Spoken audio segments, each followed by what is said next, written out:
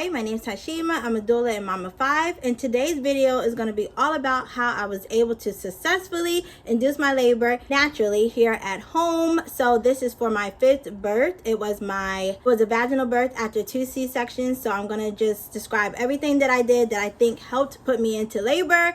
And I already shared my birth story here on this channel. So if you're interested in watching, you can check that out, but let's get right into it. So I stayed pretty active during my pregnancy or throughout my pregnancy as a whole, not like crazy like lifting weights or anything like that I've done in previous pregnancies, but I was pretty active and I walked a lot. But one thing that I started at 34 weeks was daily squats. So every single night I did, every single night until delivery, until the day that I went into labor, I did 20 squats every single night before I got into bed, and then I would do squat holds. So that was like holding a really low deep squat, so like pretty much all the way down to the floor for 20 seconds at a time. And one of the main reasons that I did that is because, you know, labor is a very physical process, especially if you're doing it without an epidural, and you just really want to be strong, I feel like, you know, overall in general, but your lower body as well. So that was one of the things that I started because I was like, I know I need, you know, like strong thigh muscles to get through this delivery. Turn around, mama.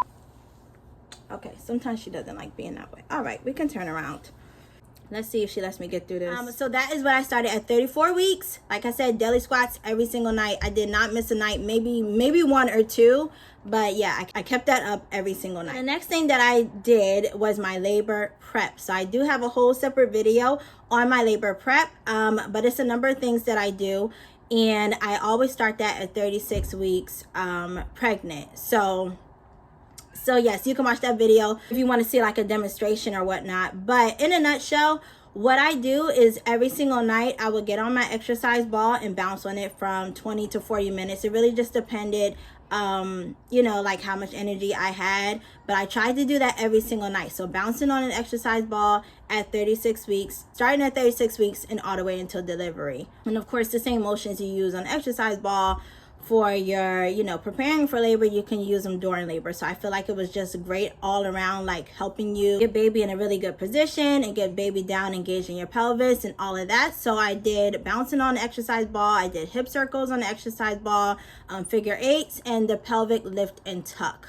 Highly recommend all of those things. So like I said, about 20 to 40 minutes every single night while I watched my favorite show after I put the kids in a bed. It was awesome. And I would drink my daily cup of red raspberry leaf tea. Now I know some people say it's contraindicated for VBACs. You know, do your own research and do what you're comfortable with. But I used that. I drank the tea for my last 4 pregnancies. So I feel like it definitely helps, especially if you're trying to have a VBAC. It's supposed to tone and strengthen the uterus, which I think it does do a great job at. And I only took the 1 cup a day. So I know some people do up to like 3 cups a day, but I wasn't comfortable drinking that much. Yeah, just 1 cup a day, 8 ounces or whatever. So I would, you know, make me a cup of tea, get on my exercise ball, and do that starting at 36 weeks. So that's something that I've done for the majority of my pregnancies, and I feel like it helps so much. Like I said, I stayed active throughout my pregnancy. I worked during this pregnancy, and I was on my feet a lot. So I do think that that also helped and contributed to me having my vaginal birth after the 2 C-sections. At the end though, I took daily walks for the last 3 weeks of my pregnancy. I would go out and walk, and it was really fun because I had the kids doing it with me. So it was like bonding time for all of us, and you know, we just walked around the neighborhood for about 20 to 30, sometimes 40 minutes at a time. But I do feel like that helps because I feel like walking is so great because it's a low impact, you know, exercise. So no matter your weight or your fitness level or whatever, it's pretty comfortable for the most part, unless you're dealing with other, you know, pregnancy related issues. But it does alleviate some issues too. And yeah, I did that every single day the last 3 weeks. So starting at 39 weeks, because I actually went overdue again this time. So yeah, I highly recommend walking just because the motion of the walking helps the baby, you know, to get engaged in your pelvis. The next thing that I did to prepare for my labor was curb walking. So on our daily walks,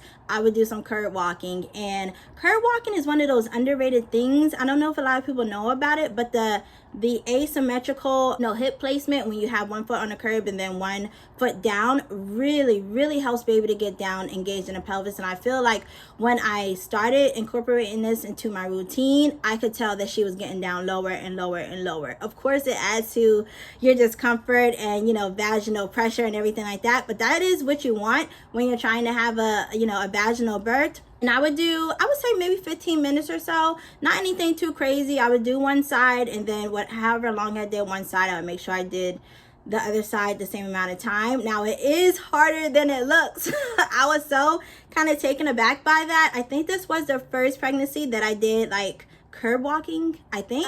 But it is hard. It does feel uncomfortable. At least it did for me, because by the time I incorporated it, my baby was down and engaged in my pelvis, and I was already experiencing a lot of vaginal pressure. But I do think that overall, in general, it helps you to dilate and soften your cervix and all of that stuff. So I recommend it. It is a little uncomfortable, but if you're trying to get that baby out, you'll do almost anything and everything within reason to do so. So I definitely recommend that. And I did do the curb walking almost every time we went out on our walk. The next thing that I tried to induce labor was stair climbing. So again, with the asymmetrical movements, stair climbing is really good because you use one leg at a time. You're putting more pressure on that side of your body, to go up and down the stairs. It's even better if you can go up like 2 at a time. So that really, opens up your pelvis down there when you're going up 2 at a time.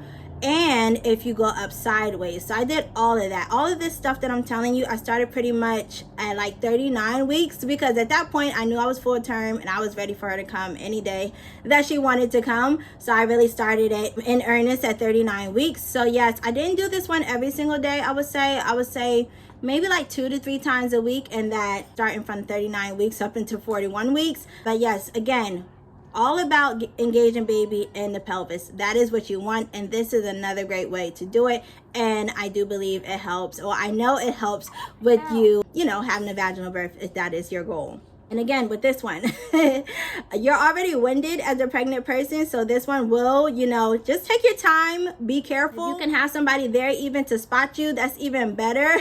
The kids would go up and down the stairs with me, and, we just all had a good time, made fun out of it. But yeah, take your time, but it does really help. Another thing that I have done for my last 4 pregnancies is this video here on YouTube called Activating Labor. Now, it's about 7 minutes long. It mainly consists of like really deep squats, squat holds, think pelvic tucks, if you don't know what that is, so you can watch that. But I love that video. It is intense though. I'm not going to I just have to say that it's intense if you do the whole full thing, especially at 39 weeks, 38 weeks pregnant. You're at that point, you're big, you're heavy, you're ready for baby to come out, you're exhausted anyway, and then to throw this video on top of it. But I'm telling you, this one, I really do feel like this one works. I use it for every single pregnancy and for my other previous VBACs, and it's a killer, but it's a good one. Some women, if you read the comments on the bottom of the video, they said it sent them into labor right away. This one, I think I did maybe a total of 6 times. Now, for me, it didn't send me into labor right away, but I do think that it helps with labor prep. So yes, definitely highly recommend that video. It has over 1 million views. A lot of women swear by it, and I definitely do think that it does help you with your birth. So I tried it all for, inducing labor, all the things that they tell you to help induce labor. Like I said, the stair climbing, the curb walking, just being really, really active, eating pineapples, eating spicy food, even though I hate spicy food. I tried everything I tried. But one thing that's different that I tried this pregnancy that I never tried before was nipple stimulation. So I have heard about it. I watched a EBB podcast about it, and that's evidence-based birth. If you've done any kind of birth research, I'm sure you're familiar with that company and Nurse Rebecca. But yes, I watched a video about it, and it is the only scientific evidence-based research that they have that actually supports that there's actually evidence on that does, send you into labor or can induce your labor naturally. So I was like, I'm gonna give it a try this time. So I did it though. The first time, maybe 10 minutes on each side, and nothing happened. And so I was just discouraged, and I was like, Well, they say it works, you know. When I did some more research myself, I saw that a lady who was a doula or a nurse or whatever, she said that you have to do it 3 times a day for at least 15 minutes per side for 3 days. So I'm like, okay, that sounds, you know, that sounds like that we might be onto something here. So I tried that, and I kid you not, I went into labor either the day after or the day after I finished the 3 days. So I do highly recommend nipple stimulation. I do think that it worked. You can have your partner do it for you, or you can do it yourself. Now I did it myself, and I would just set my timer, and I did it the 3 times a day because I was like, I gotta see if this works. I gotta see if what people are saying, if it's true about it, you know, and who better to test it out on than myself. So I would get up at like 7 in the morning and do it, you know, here at my desk while I read and wrote in my journal or whatever. And yeah, so 15 minutes for each breast, so 30 minutes total, and then you do that 3 times a day. And I do think that it really works. Now, if it doesn't send you into labor like right away, because, you know, some women have a more excitable uterus, I guess I should say, it will send them into labor like right away. Some women say that. That's one of the reasons why they recommend you stop breastfeeding if you have like a history of preterm labor or whatever. But it did not send me into labor right away, but I figured there's other benefits as well. So it's also known to help soften your cervix as well. So I was like, even if it doesn't send me right into labor, that's okay. I know that it's still doing what it needs to do. I would say I did feel like contractions while I did it, or I guess I could say, yeah, like small, slight contractions when I actually did the nipple stimulation, but then it would go away when I was completely done. So it was like promising, but then go away. But I knew it was doing something. I knew it was working. And I was like, at least it's softening my cervix. So yeah, it was really exciting. First time that I did it, I didn't get like any colostrum. I've never like leaked throughout any of my pregnancies. But the more I did it, I did start to get colostrum coming out. So it was really cool experience actually. I really highly recommend that one if you are looking to naturally induce your labor at home. So the last thing that I want to mention for this video that I am pretty certain, absolutely certain, sent me into labor is the Miles circuit. Now, I have heard about it in passing throughout the years as a doula, and I watched some videos, but I never done it myself. So this time, you know, like I said, I was trying to get baby out. I was overdue. I was desperate. I was like, I know that I had the best chances for a VBAC if I can go into labor naturally on my own. So yes, I looked at, you know, pretty much every single video that you can think of about how to do the Miles circuit and all of that, like the guided practices and all of that, and Spinning Baby's website. I was like, I'm going to take a chance and try it. The first time I did it, nothing happened, but I felt a lot of vaginal pressure, like a lot. Now, the Miles circuit is about 3 to 4 moves. You hold each pose for 30 minutes at a time. So if you do the whole Miles circuit, I believe it's an hour and a half, right? 1, 2, 3.